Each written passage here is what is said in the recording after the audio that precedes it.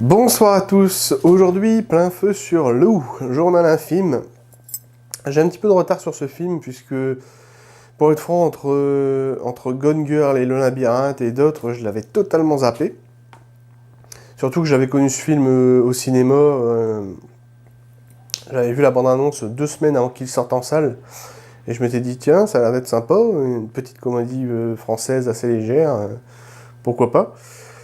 Donc aujourd'hui, je rattrape mon retard. Réalisé par Julien Nil, avec au casting Ludivine Seigné, Kayan Kojandi, qui était l'acteur et le réalisateur de la cultissime série Bref, Lola Lasseron, qui est l'actrice principale du film et qui signe ici son premier rôle au cinéma, Nathalie Baye, Julie Ferrier et Joshua Mazet. On suit Lou, qui est une jeune fille qui commence tout doucement à rentrer dans l'adolescence. Elle vit avec sa mère qui, elle, est divorcée. Sa mère qui est une femme totalement barrée, qui est toujours complètement à l'ouest. Et donc on suit les péripéties de Lou à travers l'adolescence, avec sa meilleure amie, et aussi le garçon d'en face, qui est Tristan, qu'elle espionne en secret et dont elle est éperdument amoureuse en secret également. Alors, c'est un très bon film. C'est vachement sympa. C'est vraiment une comédie française très légère. C'est frais, c'est neuf. Il y a vraiment beaucoup de choses nouvelles qu'on voit peu dans des films de ce genre en fait. Au niveau des décors, des accessoires, les musiques sont sympas aussi. Je vais commencer par les décors. On est typiquement dans une ville qui a été conçue, c'est une ville totalement fictive, elle a été conçue, dessinée comme pour un long métrage de SF. On est vraiment dans une ville totalement futuriste, totalement atypique, qu'on voit, très original, quoi, avec des buildings qu'on ne voit justement que dans des films de science-fiction, que dans des univers futuristes.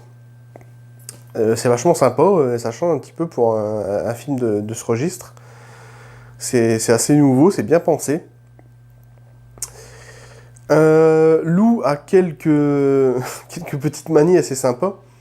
Alors, je l'ai dit, elle vit avec sa mère, donc dans un appartement. Alors, l'appartement, déjà, ce qui est assez amusant, c'est que c'est un bordel monstre. La mère, Emma, qui est jouée par Ludivine Seigné, absolument géniale. Elle vit donc avec sa fille dans ce bordel, elle est toujours en peignoir, affalée sur le canapé, avec toujours son peignoir fétiche. Et ils vivent dans un bordel, vraiment un truc totalement monstre, ça déborde de partout. On retrouve même à un moment donné un canard en plastique, un gigantesque canard en plastique au beau milieu du salon. C'est absolument n'importe quoi. Ils ont un appartement ils ont un accès direct dans leur immeuble à la terrasse, et de la terrasse, Lou a pour habitude d'espionner le voisin d'en face, donc Tristan. Et elle commence à l'espionner avec des accessoires totalement, très bizarres. Elle a une sorte de paire de jumelles, un truc qu'on voit absolument nulle part ailleurs, c'est absolument génial. Et donc elle l'espionne avec ses jumelles, elle l'espionne également avec un appareil photo, parce qu'elle prend des photos de lui quand il y a sa fenêtre, quand il y a la porte, Tristan à la porte, Tristan à la fenêtre, Tristan sort faire ses courses, tous les trucs comme ça, et elle prend chaque fois des photos, et elle fait des diaporamas en fait, elle colle toutes les photos sur des cahiers, et elle fait des diapos sur des cahiers, c'est du... Enfin voilà, c'est assez amusant. Il y a des musiques assez sympathiques. Je me souviens d'une musique qui était pas mal, il y a toute une scène qui est réalisée dans un laser game. Et cette scène est absolument géniale. Tout se passe au ralenti. avec les lasers, parce qu'il y a il y a des jeux de couleurs très classe, je vais y arriver. Des jeux de couleurs assez sympas, qui, on voit toujours les lasers défiler du coup, avec une musique d'ambiance qui est plutôt pas mal. J'avais bien aimé cette scène, c'est qu'elle était pas mal. Une chose aussi assez sympathique et innovante, il y a beaucoup de références aux univers japonais. Il y a un lieu spécial où, enfin une pizzeria tout simplement, qui est tenue par deux restaurateurs japonais. Et ces deux restaurateurs japonais sont déguisés en Mario et en Luigi. Donc du coup, dédicace à Nintendo. Il y a d'ailleurs une autre dédicace à Nintendo plus grande, puisque la mère ne fait que jouer à la GameCube toute la journée. Et en plus de ça, elle écrit un roman, qui est un roman de science-fiction, mais typique, je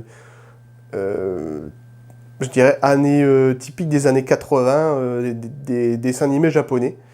Et ce qui est vraiment pas mal, c'est que quand elle se met à écrire ce roman, on est directement immergé dans ce qu'elle écrit, et on se retrouve dans un dessin animé, dans le dessin animé qu'elle écrit, qui est une sorte d'animé entre Xena guerrière et Albator ou Capitaine Flamme, enfin un truc Xena au pays de l'espace, quoi. Donc c'est tout un univers de science-fiction, et ce qui enrichit justement un petit peu cette comédie légère via des références japonaises. Du coup, c'est plutôt bien pensé, c'est neuf, c'est nouveau. Dans le même registre de film, ce film m'a rappelé Au bonheur des ogres, qui était sorti l'année dernière, qui était un petit peu dans la même ambiance, une comédie très légère. C'est vraiment pas des trucs à mourir de rire, c'est des blagues, mais plutôt maladroites, timides, tout en légèreté du coup. Et j'avoue que c'était pas mal.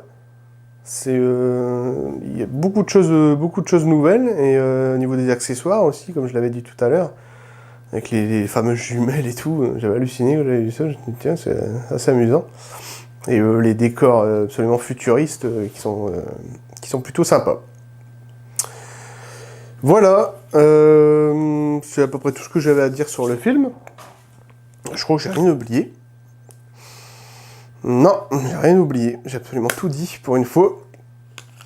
Donc, allez voir Lou, c'est assez sympa, c'est divertissant, c'est léger, c'est frais, il y a vraiment des choses nouvelles pour de la comédie française, c'est vraiment peu banal.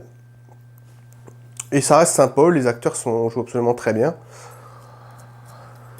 Donc voilà, je vous dis à bientôt pour une prochaine vidéo.